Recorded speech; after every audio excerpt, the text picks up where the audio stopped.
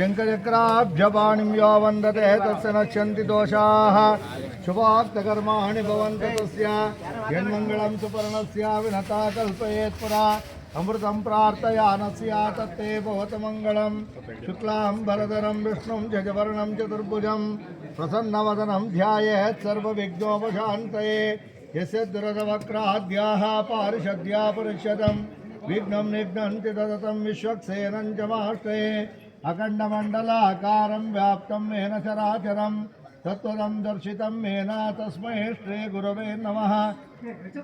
गुरुब्रह्मा गुरुर्विष्णु गुरुदेवो महेश्वरः गुरुसाक्षात् परब्रह्म तस्मै श्री गुरवे नमः।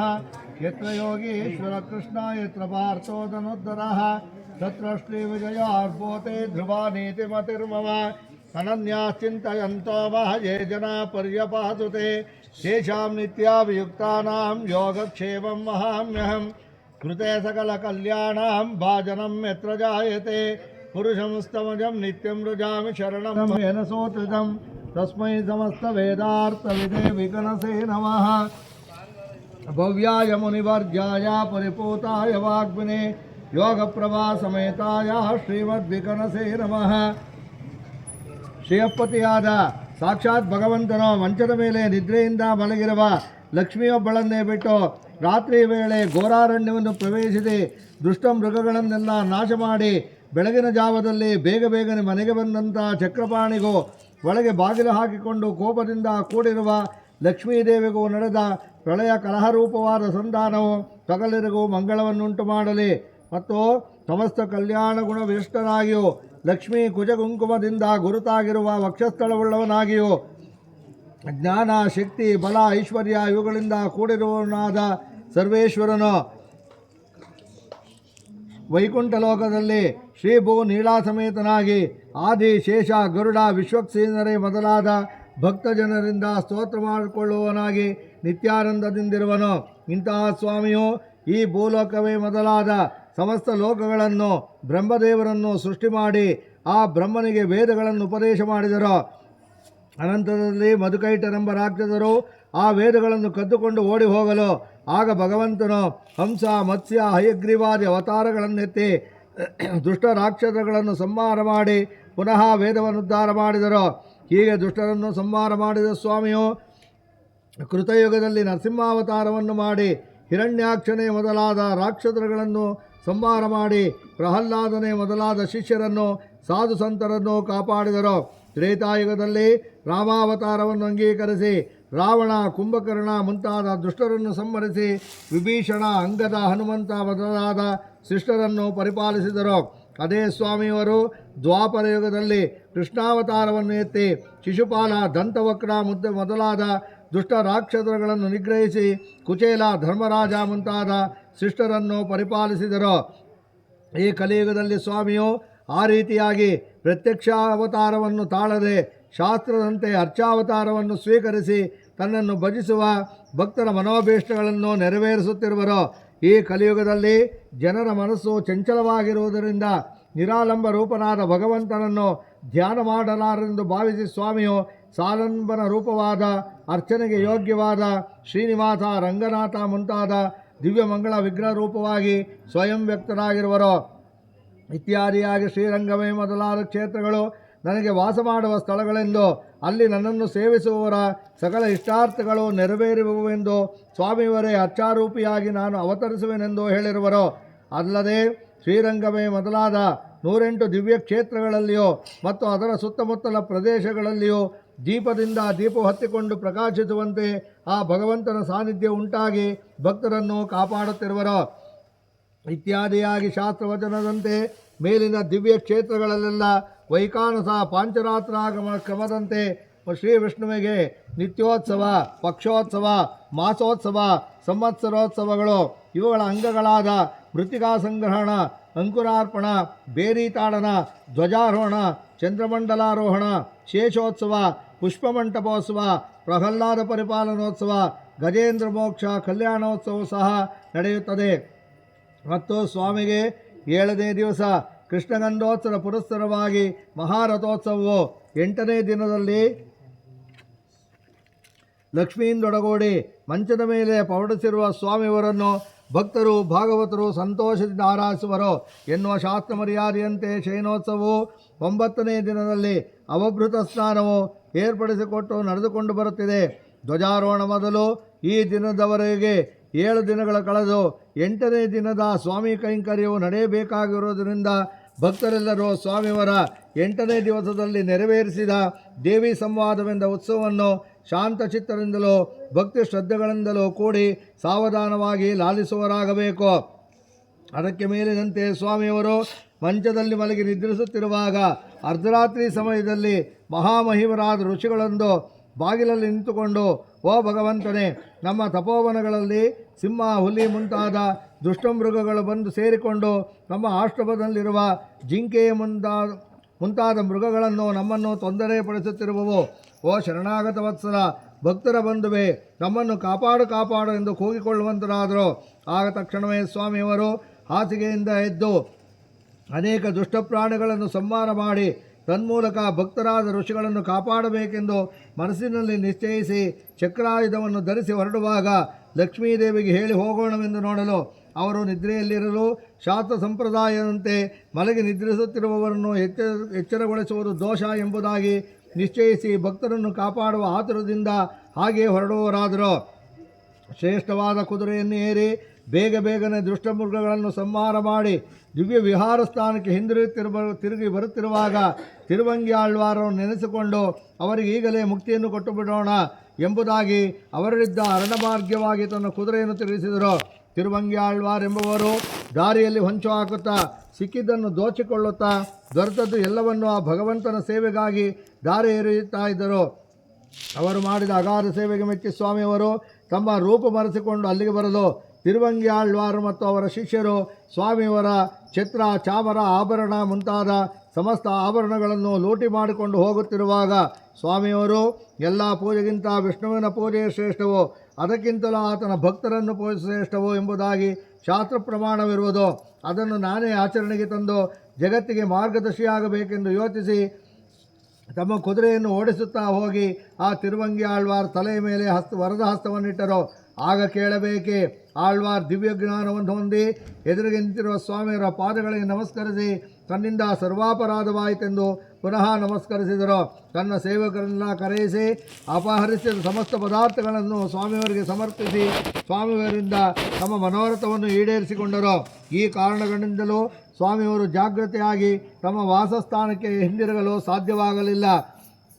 ಹೀಗೆ ತನ್ನ ಭಕ್ತರನ್ನು ಕಾಪಾಡುವ ಆತುರದಲ್ಲಿ ಲಕ್ಷ್ಮಿಯನ್ನು ಸಹ ಮರೆತು ಅನಂತರ ಜ್ಞಾಪಿಸಿಕೊಂಡು ಬೇಗನೆ ಮನೆಗೆ ಬಂದಂಥ ಸ್ವಾಮಿಯು ನಮ್ಮೆಲ್ಲರಿಗೂ ಮಂಗಳವನ್ನುಂಟು ಮಾಡಲಿ.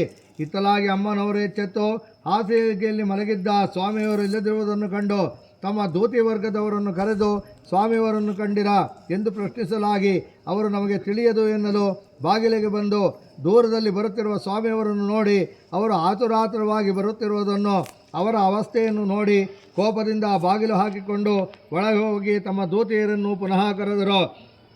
ಅವರು ಬಂದು ಸಿದ್ಧರಾಗಿದ್ದೇವೆ ಎನ್ನಲು, ಎಲೆ ದಾಸಿಯರೇ, ನಿಮ್ಮ ಸ್ವಾಮಿಯವರು ರಾತ್ರಿ ನಾನು ಮಲಗಿರುವಾಗ ನನಗೆ ಎಚ್ಚರಿಕೆಯನ್ನು ಮಾಡದೆ ಬೇರೆ ಕಾಂತೆಯರಲ್ಲಿ ಆಸಕ್ತರಾಗಿ ಹೋಗಿರುತ್ತಾರೆ. ಅವರು ಬಂದಲ್ಲಿ ನನ್ನ ಅಪ್ಪಣೆ ಇಲ್ಲದೆ ಬಾಗಿಲು ತೆಗೆಯಬೇಡಿರೆಂದು ಆಜ್ಞೆಯನ್ನು ಮಾಡಿ ಹಾಸಿಗೆ ಮೇಲೆ ಮಲಗಿಕೊಂಡರು. ಅಷ್ಟರೊಳಗೆ ಹೊರಗೆ ಬಾಗಿಲು ತಟ್ಟುವ ಶಬ್ದವಾಯಿತು. ಆ ಶಬ್ದವನ್ನು ಕೇಳಿ ಅಮ್ಮನವರು ಬಾಗಿಲ ಬಳಿಗೆ ಬಂದು, ಯಾರು ಅದು? ಚೋರನೋಪಾದಿಯಲ್ಲಿ ಅರ್ಧರಾತ್ರಿ ಸಮಯದಲ್ಲಿ ಬಾಗಿಲನ್ನು ಮೀಟುವರು ಎಂದರು. ಅದಕ್ಕೆ ಸ್ವಾಮಿಯವರು, ನಾನು ಮಾಧವನು ಎಂದು ನಿರೂಪಿಸಿದರು. ಅದಕ್ಕೆ ಅಮ್ಮನವರು, ವೇದದಲ್ಲಿ ಮದುವೆಂದರು, ಮಾಧವನೆಂದರು ವಸಂತ ಋತುವಿಗೆ ಹೆಸರು ಎಂಬುದಾಗಿ ಹೇಳಿದೆ. ಎಲೆ ನೀನು ವಸಂತನೋ? ಸ್ವಾಮಿಯವರು ಇಲ್ಲದಿರುವಾಗ ಏಕೆ ಬಂದೆ ಎನ್ನಲು ಸ್ವಾಮಿಯು, ಅಲ್ಲ, ನಾನು ಚಕ್ರಪಾಣಿ ಎಂದರು. ಅದಕ್ಕೆ ಅಮ್ಮನವರು, ಶಾಸ್ತ್ರ ಪ್ರಮಾಣದಂತೆ ನೀವೇನು ಕುಂಬಾರರೋ ಎಂದು ಕೇಳುವಂತರಾದರು. ಅದಕ್ಕೆ ಸ್ವಾಮಿಯವರು, ಅಲ್ಲ, ನಾನು ಧರಣೀಧರನು, ಈ ಭೂಮಿಯನ್ನೆಲ್ಲ ಹೊತ್ತುಕೊಂಡು ಕಾಪಾಡುವನು ಎಂದರು. ಪುನಃ ಅಮ್ಮನವರು, ಅಹೀಂದ್ರೋ ಧರಣೀಧರ ಎಂದು 2 ನಾಲಿಗೆಯುಳ್ಳ ಸರ್ಪನಿಗೆ ಹೆಸರಿದೆ, ನೀವೇನು ಅಂತಹ ಸರ್ಪರಾಜರೋ ಎಂದು ಕೇಳಿದರು. ಆಗ ಸ್ವಾಮಿಯವರು, ಇಲ್ಲ, ಅಂತಹ ಸರ್ಪವನ್ನು ನಾಶ ಮಾಡಿದ ಅಹಿಮರ್ದಿ ನಾನು ಎನ್ನಲು, ನಾಗಾಂತಕೋ ವಿಷ್ಣುರಥಸ್ಸುಪರ್ಣಃ ಇತ್ಯಾದಿಯಾಗಿ ಗರುಡನಿಗೆ ಹೆಸರಿದೆ, ತಾವೇನು ಅಂತಹ ಗರುಡನೆ ಎಂದು ಪ್ರಶ್ನಿಸಿದರು.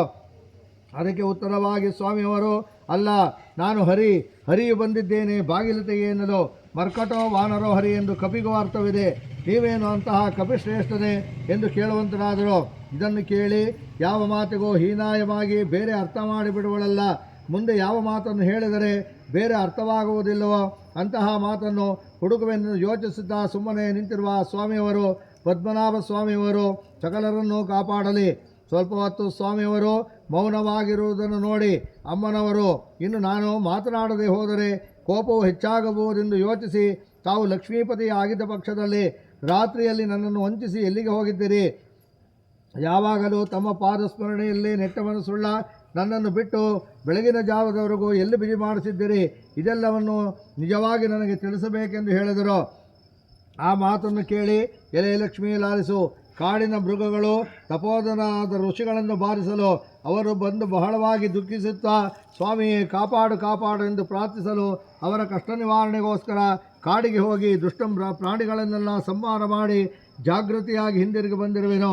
ಇದೇ ನಿಜವಾದ ಸಂಗತಿ ಎಂದು ಉತ್ತರ ಹೇಳಿದರು. ಇರಬಹುದು ಸ್ವಾಮಿ, ಇರಬಹುದು. ತಾವು ಬೇಟೆಯಾಡುವುದಕ್ಕೆ ಹೋಗಿರಬಹುದು. ಆದರೆ ಕಣ್ಣು ಕೆಂಪಾಗಿರುವುದೇನು? ತುಟಿಯಲ್ಲಿ ಗಾಯವಾಗಲು ಕಾರಣವೇನು? ತಲೆ ಕೂದಲು ಕೆದರು ಹೋಗಿರುವುದಕ್ಕೆ ಕಾರಣವೇನಿದ್ದೀತು? ಮುಖವೆಲ್ಲ ಬೆವರ ಹನಿಗಳಿಂದ ತುಂಬಿದೆ.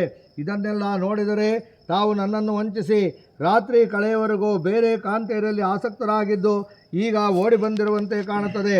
ತಾವು ತಮ್ಮ ಸ್ಥಿತಿಗತಿಗಳನ್ನು ನೋಡಿಕೊಂಡು ಸಮಾಧಾನವಾಗುವಂತೆ ಉತ್ತರ ಕೊಡಿರೆನ್ನಲು ಅದಕ್ಕೆ ಸ್ವಾಮಿಯವರು ಅಪ್ಪಣೆ ಕೊಡಿಸುತ್ತಾರೆ.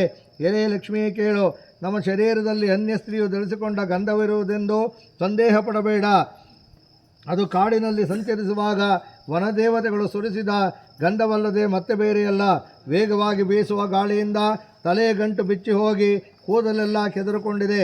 ಕುದುರೆ ಮೇಲೆ ಕೂತು ಆ ಕಡೆ ಈ ಕಡೆ ಓಡಾಡುವ ಬರದಲ್ಲಿ ಮುಖವು ಬೆವರಿತು, ಕಾಂತಿಯು ಕುಗ್ಗಿತು, ಆಯಾಸವು ತಲೆದೋರಿತು, ಕಣ್ಣು ಕೆಂಪಾಯಿತು, ಬಟ್ಟೆಯು ತಗಲಿ ಮೈಗೆ ಸವರಿಕೊಂಡಿದ್ದ ಚಂದನ ಉದುರಿತು, ಮುಳ್ಳು ಚುಚ್ಚಿಕೊಳ್ಳೋಣವಾದ್ದರಿಂದ ಮೈಯೆಲ್ಲ ಗಾಯವಾಯಿತು. ಹೀಗಿದೆಲ್ಲವೂ ದುಷ್ಟ ನಿಗ್ರಹಕ್ಕಾಗಿ ಮಾಡಿದ ಯುದ್ಧದ ದೋಷಗಳೇ ಹೊರತು ಅನ್ಯಕಾಂತರೆಯಲ್ಲಿ ನಿಜವಾಗಿಯೂ ನಾನು ಆಸಕ್ತನಾಗಿಲ್ಲವೋ ಎಂದು ಹೇಳಿದರು. ಆಗ ಲಕ್ಷ್ಮೀದೇವಿಯು ಎಲೆ ಸ್ವಾಮಿ, ತಾವು ಹೇಳುವುದೆಲ್ಲ ಬೇಟೆಯಿಂದಾದ ಲಕ್ಷಣಗಳೇ ಇರಬಹುದು. ಆದರೆ ತುಟಿಯಲ್ಲಿ ಗಾಯವು ಕೆಂಪು ಉಂಟಾಗಲು ಕಾರಣ ತಿಳಿಯಲಿಲ್ಲ ಎನ್ನಲು. ಆಗ ಭಗವಂತನು ಎಲೆ ಲಕ್ಷ್ಮಿ, ಕಾಡಿನಲ್ಲಿರುವ ದುಷ್ಟಮೃಗಗಳು ರಾಕ್ಷಸರು ಭಯದಿಂದ ನಡುಗುವಂತೆ ಪದೇ ಪದೇ ಶಂಖವನ್ನು ಊದುತ್ತಾ ಇದ್ದುದರಿಂದ ಈ ರೀತಿ ಗಾಯವಾಯಿತು. ನೀನು ಇಷ್ಟು ಸಂಶಯವುಳ್ಳವಳಾಗಿ ನನ್ನನ್ನು ಪ್ರಶ್ನೆ ಮಾಡುತ್ತಿದ್ದೀಯೆ. ನಾನು ಎಷ್ಟು ಹೇಳಿದರೂ ನಿನಗೆ ನಂಬಿಕೆ ಬರುವುದಿಲ್ಲ. ಆದ್ದರಿಂದ ಸಾಕ್ಷಿಗಳನ್ನು ಕರೆದುಕೊಂಡು ಬಂದು ಸಾಕ್ಷಿ ಹೇಳಿಸುತ್ತೇನೆ. ಆಗಲಾದರೂ ನಂಬಿಕೆ ಉಂಟಾಗಬಹುದಲ್ಲವೇ? ಅಗಾಧವಾದ ಮಡುವಿನಲ್ಲಿ ಬೇಕಾದರೂ ಬೀಳುತ್ತೇನೆ. ನಾನು ಸತ್ಯವನ್ನೇ ಹೇಳಿದ್ದರೆ ನೀರು ನನ್ನನ್ನು ಮುಳುಗಿಸುವುದಿಲ್ಲ. ಆ ಪ್ರಮಾಣವು ಬೇಡವೆಂದರೆ ಮಡಕೆಯೊಳಗೆ ಮುಚ್ಚಿಟ್ಟಿರುವ ಘಟಸರ್ಪವನ್ನಾದರೂ ಕೈ ಹಾಕಿ ಎಳೆದುಕೊಡುತ್ತೇನೆ. ಒಂದು ವೇಳೆ ನಾನು ಸುಳ್ಳು ಹೇಳಿದ್ದರೆ ಆ ಸರ್ಪವು ನನ್ನನ್ನು ಕಚ್ಚುತ್ತದೆ. ನಿಜವನ್ನು ಹೇಳಿದ್ದರೆ ಕಚ್ಚುವುದೇ ಇಲ್ಲ. ಜ್ವಾಜ್ವಾಲ್ಯಮಾನ್ಯವಾಗಿ ಉರಿಯುತ್ತಿರುವ ಬೆಂಕಿಯಲ್ಲಿ ಬೇಕಾದರೂ ಧೈರ್ಯವಾಗಿ ಕುಳಿತುಕೊಂಡು ಮರಳಿ ಬಂದೇನು. ಅದು ಪ್ರಮಾಣವಲ್ಲವೆಂದರೆ ಯಾವ ದೇವತೆ ಹೆಸರಿನಲ್ಲಾದರೂ ಆಣೆ ಇಟ್ಟುಕೊಳ್ಳುತ್ತೇನೆ ಅಥವಾ ದಾಟುತ್ತೇನೆ. ಅದರಲ್ಲಿಯೂ ನಂಬಿಕೆ ಇಲ್ಲವೆಂದರೆ ತಕ್ಕಡಿಯಲ್ಲಿ ಒಂದು ಕಡೆ ಧರ್ಮವನ್ನು ಒಂದು ಕಡೆ ನನ್ನನ್ನು ಇಟ್ಟು ತೂಗಿಸಿಕೊಳ್ಳುತ್ತೇನೆ. ಆಗ ನನ್ನಲ್ಲಿ ಸುಳ್ಳು ಮೊದಲಾದ ಅಧರ್ಮವಿದ್ದರೆ ಧರ್ಮದ ಕಡೆ ತಕ್ಕಡಿಯ ತೂಕ ಹೆಚ್ಚಾಗುವುದು, ನನ್ನ ಕಡೆ ತಕ್ಕಡಿಯು ಲಘುವಾಗಿ ಮೇಲೆ ಬರುವುದು.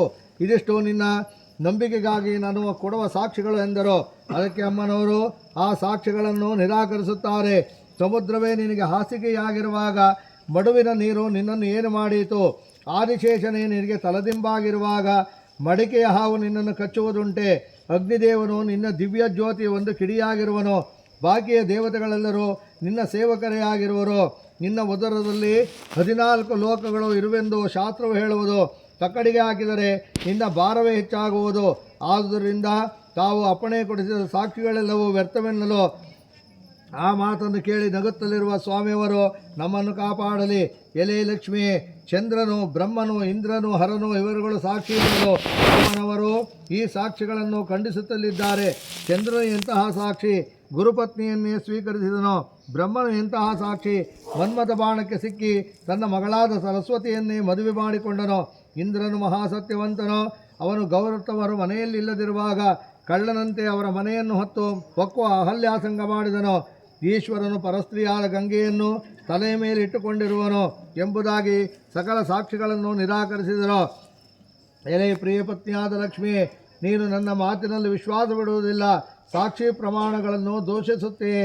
ಎಲೆ ಕಮಲವಾಸಿನಿಯೇ, ಇನ್ನು ನನಗೆ ಯಾರು ಗತಿ? ಖಂಡಿತವಾಗಿ ಕೋಪವನ್ನು ಬಿಡು, ಶಾಂತಿಯನ್ನು ಹೊಂದು ಸಮಾಧಾನವನ್ನು ಹೊಂದುವಂತೆ ಬೇಡಿಕೊಳ್ಳುತ್ತೇನೆ. ಎಲೆ ಕಮಲದಂತೆ ಕಣ್ಣುಳ್ಳ ಪ್ರಿಯೆಯೇ, ಈಗ ನೀನು ಸಮಾಧಾನವನ್ನು ತೆಗೆದುಕೊಂಡರೆ ನಿನಗೆ ಅದರಿಂದ ಸುಖವುಂಟು, ಎಲ್ಲರಿಗೂ ಮಂಗಳವಾಗುತ್ತದೆ. ಎಲೆ ಪ್ರಿಯಳೇ, ತಪ್ಪು ಮಾಡಿದವರಿಗೆ ಶಿಕ್ಷೆ ಏನೆಂದರೆ ಹಗ್ಗಗಳಿಂದ ಬಿಗಿಯುವುದು, ಬೆಟ್ಟದಿಂದ ತಳ್ಳುವುದು, ಸಮುದ್ರದಲ್ಲಿ ಮುಳುಗಿಸುವುದು, ಕೈ ಕಟ್ಟುವುದು, ಚಾವಟಿಯಿಂದ ಹೊಡೆಯುವುದು, ಕತ್ತಳೆಯ ಕೋಣೆಯಲ್ಲಿ ತಳ್ಳುವುದು ಇತ್ಯಾದಿ ಅಷ್ಟೇ. ಅದರಂತೆ ನಾನು ಸಹ ಅಪರಾಧಿ ಎಂದು ನಿನಗೆ ತೋರಿ ಬಂದಿರುವ ಪ್ರಯುಕ್ತ ನಿನ್ನ ತೋಳುಗಳೆಂಬ ಹಗ್ಗಗಳಿಂದ ಆಲಿಂಗನ ಮಾಡುವ ನೆಪದಿಂದ ಕಟ್ಟಿಹಾಕು. ಪರ್ವತದಂತೆ ಉನ್ನತವಾಗಿರುವ ನಿನ್ನ ಸ್ತನಗಳ ಮೇಲಿಂದ ತಳ್ಳಿಬಿಡು. ನಿನ್ನ ಪ್ರೀತಿ ಎಂಬ ಸಮುದ್ರದಲ್ಲಿ ಮುಳುಗಿಸು.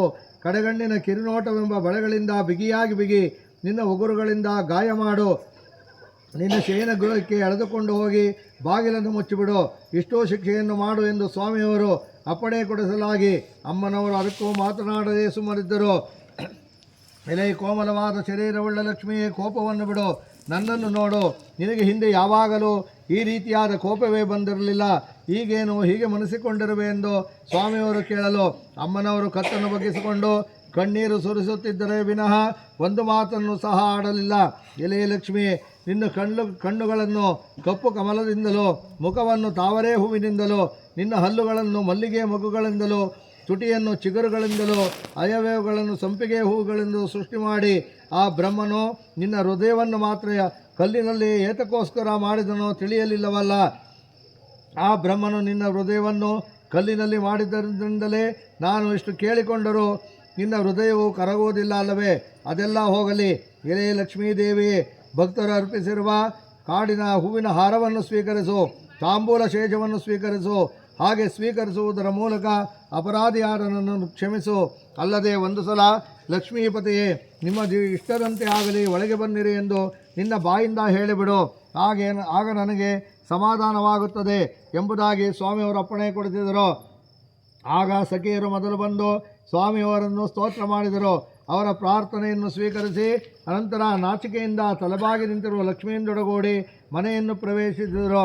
ಅಲ್ಲಿ ರತ್ನಖಚಿತವಾದ ಸಿಂಹಾಸನದ ಮೇಲೆ ಶ್ರೀಹರಿಯನ್ನು ಕುಳ್ಳರಿಸಿ ಅಮ್ಮನವರು ಕೇಳುತ್ತಾರೆ, ಅರ್ಧರಾತ್ರಿ ಸಮಯದಲ್ಲಿ ನನಗೆ ಹೇಳದೆ ಏಕಶಯನದಲ್ಲಿ ಮಲಗಿದ್ದ ನನ್ನನ್ನು ವಂಚಿಸಿ ಹೋದ ಅಪರಾಧಕ್ಕೆ ನನಗೆ ತೋರುವ ಶಿಕ್ಷೆ ಏನೆಂದರೆ, ನಾವು ಕೊಡುವಂಥ ವಸ್ತ್ರಾಭರಣಗಳನ್ನು, ಗಂಧಹಾರಗಳನ್ನು ತಾವು ಪ್ರಪಂಚದ ಕ್ಷೇಮಕ್ಕಾಗಿಯೋ ನಮ್ಮನ್ನು ಅನುಗ್ರಹಿಸಿದ್ದನ್ನು ಸೂಚಿಸುವುದಕ್ಕಾಗಿಯೋ ಸ್ವೀಕರಿಸಬೇಕೆಂದು ಭಿನ್ನ ಮಾಡಲು ಅದರಂತೆ ಎಲ್ಲವನ್ನೂ ಸ್ವೀಕರಿಸಿ ಸಂತೋಷದಿಂದ ಅಂತಃಪುರವನ್ನು ಸೇರಿದರು. ಅನಂತರ ಉಷಕಾಲದಲ್ಲಿ ಸಮಸ್ತ ದೇವತೆಗಳು ಬಂದು ಬಾಗಿಲಿನಲ್ಲಿ ನಿಂತು ಸ್ವಾಮಿಯವರಿಗೆ ಸುಪ್ರಭಾತವನ್ನು ಹೇಳಿ ಎಚ್ಚರಗೊಳಿಸಲು ಮಂಗಳ ಸ್ನಾನಕ್ಕೋಸ್ಕರ ಸಮಸ್ತ ದೇವತೆಗಳಿಂದ ಒಡಗೂಡಿ ತೆರಳುವಂತರಾದರು. ಅಂತಹ ಪರಬ್ರಹ್ಮನಿಂದಲೂ ಪೂಜಿಸಲ್ಪಟ್ಟ ಪಾದವುಳ್ಳವನು, ಸಮಸ್ತ ಪಾಪಗಳನ್ನು ಹೋಗಲಾಡಿಸತಕ್ಕವನು, ಲಕ್ಷ್ಮೀ ಸಹಾಯಕನೂ ಆದ ಸ್ವಾಮಿಯು ಈ ರಥೋತ್ಸವ ಸೇವೆಗೋಸ್ಕರ ಬಂದಿರತಕ್ಕ ಸಕಲ ಭಕ್ತರಿಗೂ ಮಂಗಳವನ್ನುಂಟು ಮಾಡಲಿ ಮತ್ತು ಸಂಪತ್ತನ್ನು ಕೊಡಲಿ. ಶ್ರೀಯಪ್ಪತಿಯಾದ ಸರ್ವೇಶ್ವರನಿಗೂ ಲಕ್ಷ್ಮೀದೇವಿಗೂ ನಡೆದ ಈ ಪ್ರಳಯ ಕಲಹರೂಪವಾದ ಸಂಧಾನವನ್ನು ಕೇಳುವ ಜನರು ಪತ್ನಿ ಪುತ್ರಗಳಿಂದ ಕೂಡಿ ಜಯವನ್ನು, ಮಂಗಳವನ್ನು, ಸೌಖ್ಯವನ್ನು ಹೊಂದುವರು. ಪ್ರಜಾಭ್ಯ ಪರಿಪಾಲಯಂತ್ಯಾಂ ನ್ಯಾಯ ನಮಃ.